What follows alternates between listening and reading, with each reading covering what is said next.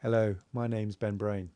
In this video lesson, we're going to take a quick look at Photoshop CS5's new Refine Edge tool and see how we can use it to create detailed extractions around typically tricky areas such as the hair on our model here. Let's zoom in and just take a closer look, and you can see that this intricate hair would present a problem to a lot of retouchers.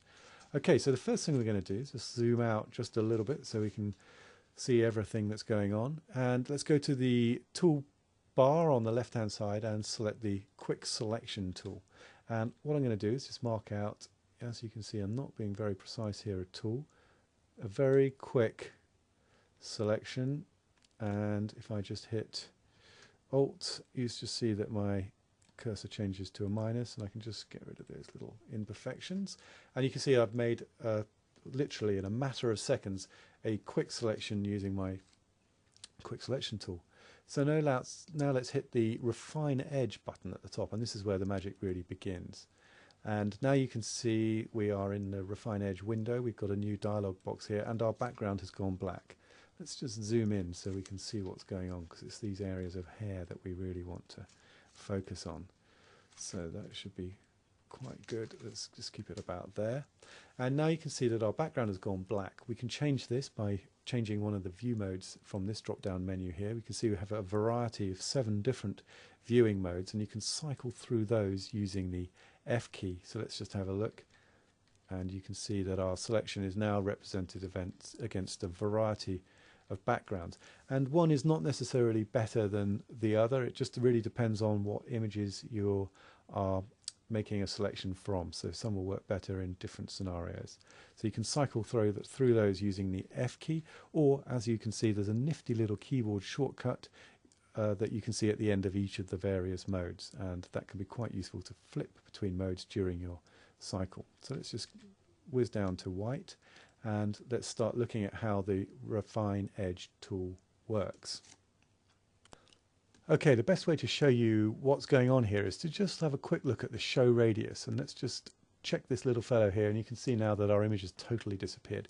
That's simply because we haven't specified a radius. So let's bung in, let's say 10 pixels there, and you should see that our selection is now being mapped with this radius of 10 pixels. But this radius is just equal all around our selection. If we zoom out, we can just see that it's a simple radius just mapping our initial selection. And what we want to do is just look at some of these areas of detail where the hair is here. So if we uncheck that, you can see we've got a little bit more detail coming through there, but it's restricted to that 10 pixels. So what we want to do is expand this area here and keep this area nice and contracted and small. It doesn't need a big radius because we've got the hard edge of the jaw against the skin. So one thing we could do is, if we were not wanting to mess around too much with the sliders, is just hit the smart radius. Let's just give it a few seconds, and you can see if I just toggle that on and off, you can see the detail gets a little bit better. Let me just zoom in so that hair so we can really just see. Let's hit H for the hand tool, and let's just toggle that. You can see, and we can even increase our pixels there. Takes just a moment. You can see just down there the wheel. Toggle smart on and off, and you can just see we're getting a slightly better selection. So you can tweak these various sliders with the smart radius checked, and also increase or decrease the amount of pixels depending on your particular image. Of course, you also have the regular adjustment, edge adjustments sliders, the smoothing, the feathering, the contrast, and the shift edge, either to contract or expand. And these will all be very useful too. But what I want to do first of all is just show you how you can take a little bit more control over your selections as well. So let's uncheck Smart Radius, and let's bring this back down to about 1 pixel. Let's just have a look there, and you can see that we again got our hard radius just 1.2 pixels wide there. Now what I'm going to do is just take the Refine Radius tool from the Tools panel just here, and what I'm going to do is just mark out the areas where we want, the areas of transition where we want more detail to come in, and that'll be these areas of hair. And then you can see that that's already working a treat. So let's just move around, so you can move around the image, just expanding that area, that radius. Let's just make our image a little bit smaller, so you don't have to watch me doing it for hours. And you can just see as I do this that we're just getting all those lovely little strands of hair back into place.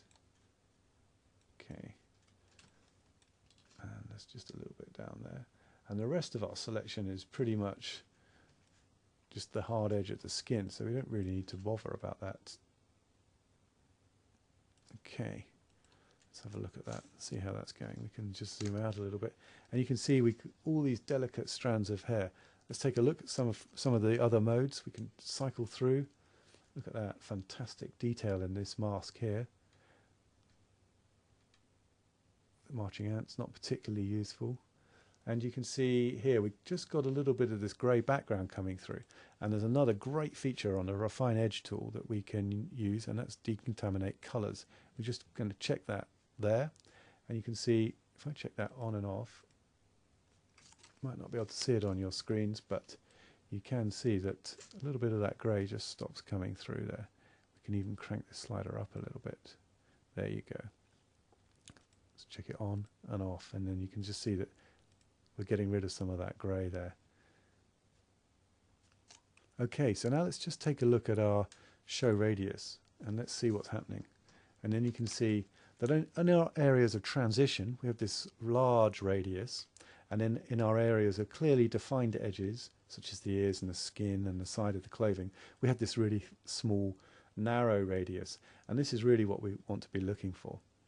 We can adjust some of these, use these parameters using the regular smoothing, feather, contrast and soft edges, so we can bring it a little bit more contracted or expanded, and we can boost the contrast a little bit. I'm just going to bring that down just a little bit because I know that we're going to be putting this against a dark background. Okay, and then when we're ready, we can select how we want to output it. So let's just uncheck this so we can see what's going on. Let's cycle through to this mode, and let's just click OK because we've got a new layer with layer mask selected, so we can have a variety of options here, but this is a great one for versatility in your workflow. So let's click OK, and there you see, if we just go up to Window and Layers, you can see that we now have a new layer with our detailed selection. And now just look at this detail in there. You can see that we've captured all the intricate detail in the hair. And in fact, what we can do is we can highlight the mask, and you can even refine this further. So if you go down the Refine Mask tool, in fact it's exactly the same as the Refine Edge tool. So if I let go of this, you'll see that we can take it one step further, and we can do it again and make some more detailed changes to our selection. We've often found that it's quite good to run it through twice, and you get a really good effect that way. You could just hit Smart on the second one, maybe put in pixel of 2, click OK, and just let Photoshop do a little bit of the work for you. And there you go, even a little bit more detail added to our selection there.